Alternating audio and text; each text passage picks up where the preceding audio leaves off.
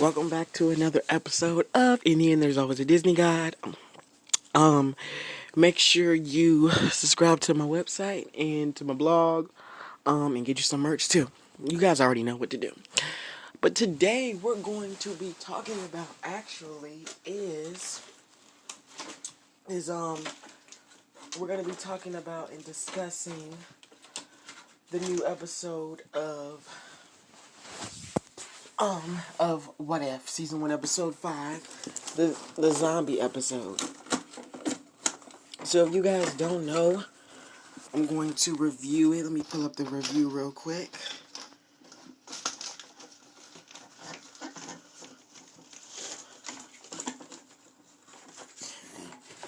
Let me pull it up.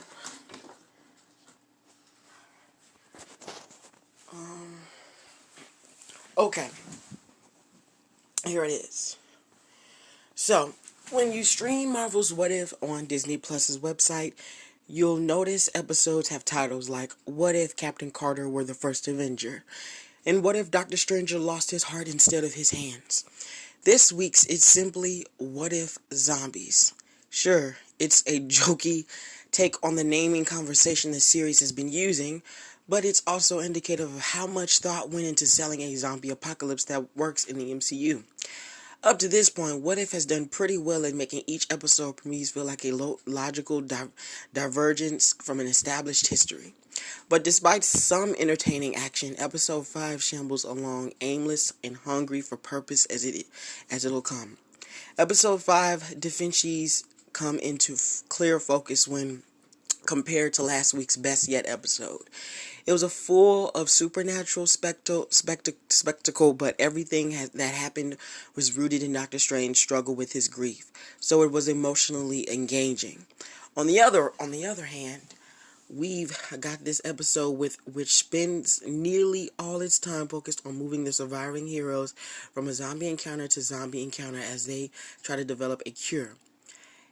Hope Van Dyne explains the zombie outbreak started after Hank's pen trip to the quantum realm, where only Hope's mother, Janet Van Dyne, returned. Janet was inflicted with a quantum virus, which turns everyone into zombies.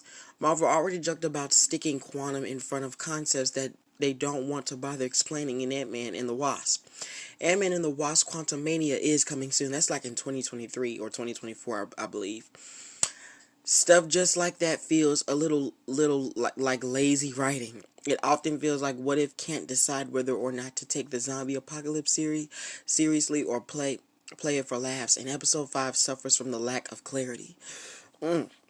The tonal inconsistency ends up affecting how the whole episode unfolds, resulting in questionable character choices after What If spent a full minute of screen time on Peter Parker vlog explaining the absolute basic rules of surviving against the Walking Dead. Bites infect, headshots kill. They can smell you. It was incrementally frustrating to have Bucky Sebastian Stan explore a pitch-black underground military installation alone. No question asked. Letting someone go off on their own just to keep the plot moving felt like a huge cop-out.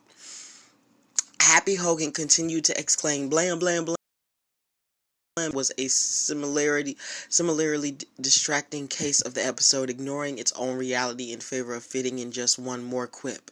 The MCU were the only thing more infectious than quantum zombie bites are snarky, Starkian, and comments undermining anything serious going on. But yeah, wow. IGN is not playing. Ironically enough, for having spent much of the season disappointed in the voice acting in episode 5, episode 5 is pretty good. Zombie slaying veteran Donnie Guerrera is the obvious MVP. Oki, whose dry wit and matter-of-fact attitude is a perfect fit for the dire circumstances, and more time spent with the late Chadwick Boseman's T'Challa is welcome, and though unintentionally prescient, his proclamation that death is not the end was poignant. That anything that has happened before or after, it was also a real surprise to have David Kurt hacker buddy so embedded in the story, providing a lot of laughs as the obvious odd man out. It's a reminder that What If has a lot of untapped potential in the MCU's minor, often forgotten characters. And hopefully we continue to see more familiar faces dropping in. I'll keep holding my breath for Justin Hammer, Flashdance mashup. If you all are looking for What If episode 5 is a hero on zombie hero action, you won't be disappointed, but if the why then is a important as the what if to you, this week's story will feel distractingly then. What if strongest moments have come from seeing how familiar characters operate and change because of widely different circumstances than what they're accustomed to? A zombie outbreak certainly qualifies as different circumstances, definitely. But episode 5 is too busy with mindless action to keep the drama of grappling with the living dead in focus. Wow. IGN is being totally honest. I'm not even gonna lie about that. But yeah, and you know what? This actually reminds me of something. I don't know if you guys know this, but the government has a plan for if there was a zombie attack. It's called Contingency Plan 8888. 8888. I don't know if you guys know that, but it's basically if some sort of virus that causes zombies to happen, they have a plan. It's a really secret private plan. I try to do as much as research as possible. And I mean, I got the definition, but I couldn't get like what I really, really, really, really wanted to see. But it's really like it's real. I thought it was fake at first, but it's definitely real. So if you guys haven't seen it, I definitely suggest you to see it, or search it up or whatever. And yeah, it's basically a plan that's set in place by the government for just what ifs, because about what's gonna happen. There are so many new things. You see how on the news they're discovering a ninth planet. All these new things about our world is kind of creepy because it's like, what if zombies were gonna happen? It's crazy. It's weird. You just never know. But thank you guys for watching.